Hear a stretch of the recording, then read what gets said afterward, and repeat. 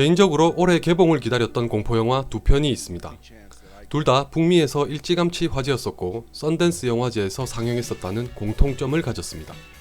하나는 지난 4월에 국내에서 개봉했던 팔로우입니다. 팔로우는 공포영화의 필수 요소와도 같은 점프 스케어를 거의 배제하면서 고전적이고도 발칙한 연출과 이야기를 전달하면서 눈길을 사로잡았습니다. 반면에 현대 공포영화에 익숙한 관객에게서는 좋은 평을 얻지 못했죠. 다른 하나는 지금부터 소개할 호주산 공포영화 바바둑입니다. 저는 이 영화를 보고 매우 만족했는데 왜 그런지를 지금부터 간단하게 말씀드리겠습니다.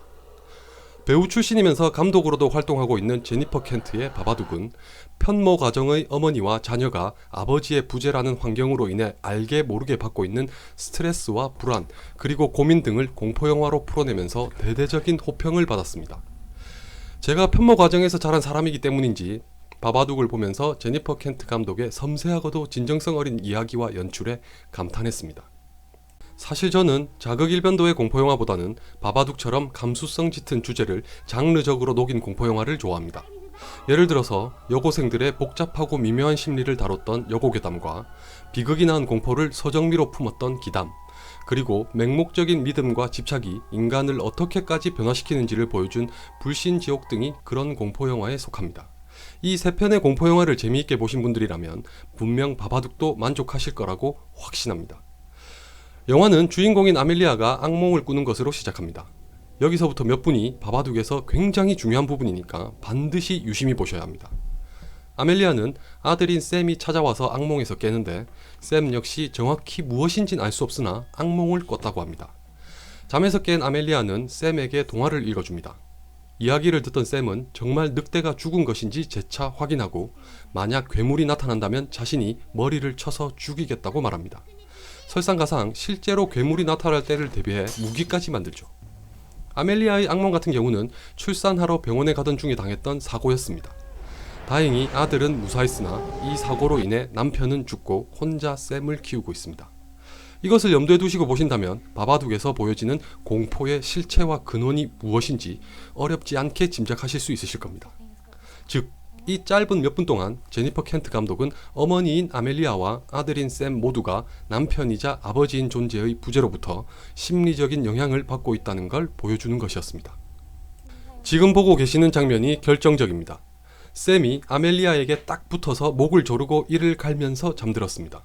반면 아멜리아는 그런 샘 때문에 뜬 눈으로 밤을 지새다가 늦잠을 자고 말죠. 이건 아멜리아에게 있어 샘이 어떤 존재인지를 나타내고 있는 장면입니다. 물론 어머니로서의 모성애를 간직하고 있으나 한편으로는 혼자 아들을 키운다는 것으로 인한 압박을 크게 받고 있다는 걸 상징적으로 보여준 것이죠. 바바둑은 아멜리아와 샘의 이런 가슴 아프고도 불편한 관계를 지속적으로 묘사합니다.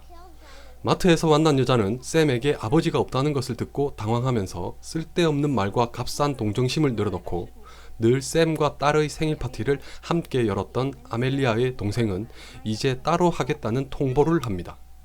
아들은 폭력성을 내보이기 시작하고 어머니의 관심에 목이 말라있지만 아멜리아는 그것 때문에 점점 더 스트레스가 쌓이기 시작합니다. 하루는 샘이 책을 읽어달라고 하는데 이 책 속에는 바바둑이라고 하는 괴기한 존재에 대한 이야기가 담겨 있습니다. 저 문구는 결말과 직결되는 것이니 유심히 보시고 기억해 주시면 영화의 여운을 음미하는 데 좋습니다.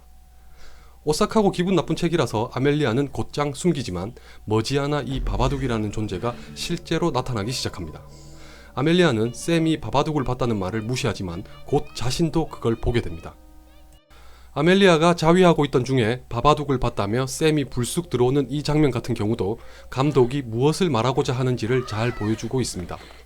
이를테면 여자로서의 본능과 어머니로서의 의무가 충돌하고 있는 거죠. 아멜리아가 근무하고 있는 양로원의 동료와 관계가 진전될 수 없는 것 역시 마찬가지입니다. 바바둑이 나타나면서 샘의 증세는 더 심해져만 갑니다. 급기야 사촌을 미끄럼틀에서 밀어 추락시키는 아찔한 사고를 일으키죠.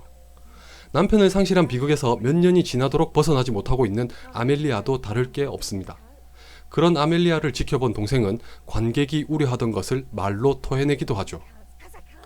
결국 아멜리아는 병원에서 간청하여 구한 수면제를 먹고 잠을 자며 같은 약을 샘에게도 먹입니다.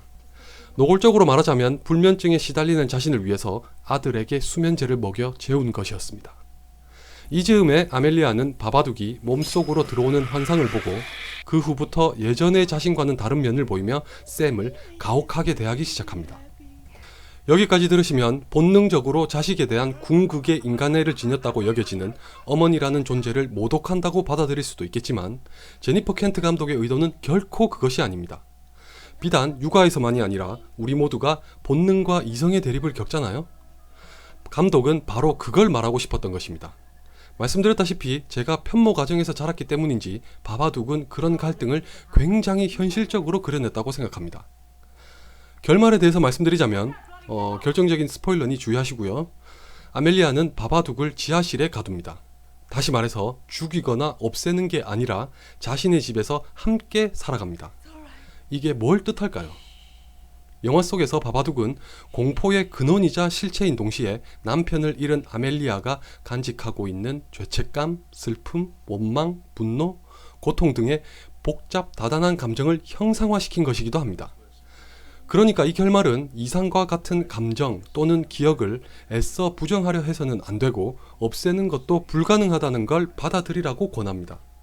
오히려 인정하고 마주하며 받아들이면서 살아나가야 한다는 것이죠.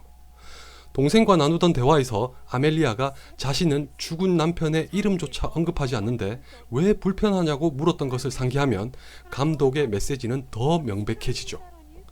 이런 면에서는 2011년에 아론 에크하트와 니콜 키드먼이 주연했던 래빗 홀과도 일맥상통하는 바가 있습니다.